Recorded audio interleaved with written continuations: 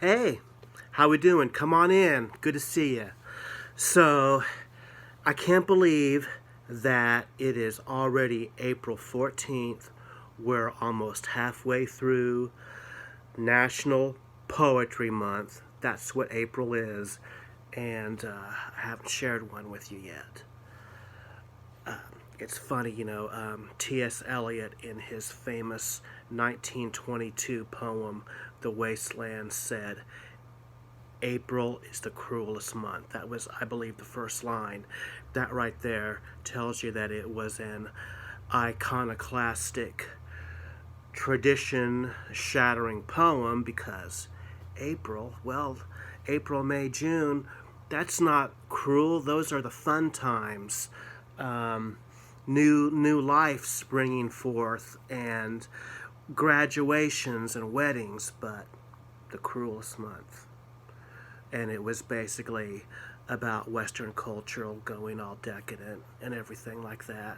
And we're still having conversations like that today.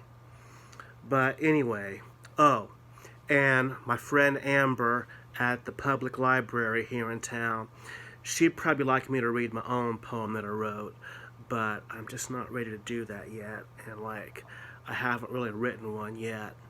We'll see, and we'll see if I write one and if it would be good enough to read in public. Okay, so anyhow, my journal. I had my daughter Kenzie draw a little design on it because it had kind of a flat affect before. It was kind of boring, and I wanted to liven it up a little bit. So anyway, this is a poem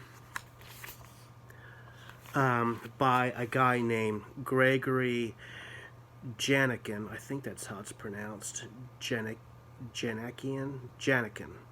yeah. With a D and a J at the beginning.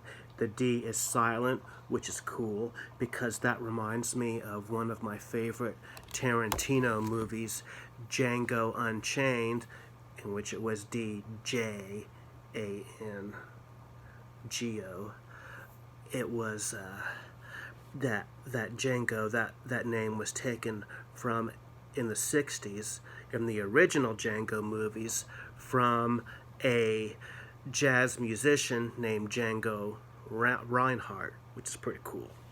So anyhow, I'm going to read this poem because I like it, because it reminds me about a lot of the bullshit that used to go on in my high school, and really it goes on in every high school in America and has since time immemorial.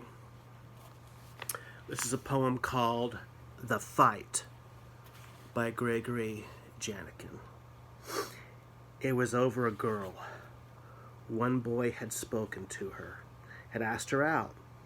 The other had been feeling with her the twitches of something serious. It was a misunderstanding, something that might have been fixed, talked out or around, but the whole school had turned out to watch them settle it. It was too late for talk. It was no longer just their fight.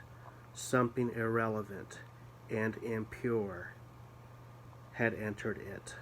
Honor, looking more upright than the other. Things which had nothing to do with the girl, or desire, or what she had whispered to one of them one night in the car. So they faced each other, bringing their anger up by saying what finally did not matter, but loudly enough so their bodies believed it. There was a sudden coming together. Their fists were flailing, while everybody, hundreds, watched. One was cut above the eye. The other's knuckles were bloodied against teeth. It lasted half a minute, until one of them pulled back and said something like, "This is stupid." And the other dropped his fist. I watched him walk away. The Fight by Gregory Djanikian. So, anyhow, I'll be going. Oh, got some good books here. Speaking of poetry, Why Dylan Matters, and great book about analyzing the poetic works of probably the greatest American songwriter of pretty much maybe the last 60 years. And it talks about how Bob Dylan was influenced by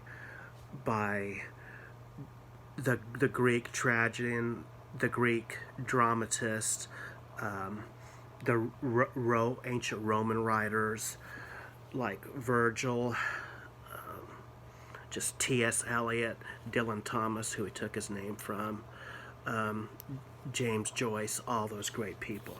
So anyway, and also my classic book club, it's either in June or July, but they are going to be reading, well, we are going to be reading and then discussing Dante's Inferno. T.S. Eliot, Bob Dylan, they were all influenced by Dante. Shakespeare. So I'm really looking forward to this, and I have to read it because it's a classic, and I'll have to discuss it. We're gonna go for it. We're gonna rock it. All right, it's good to see you. Just keep being who you are. Don't go changing.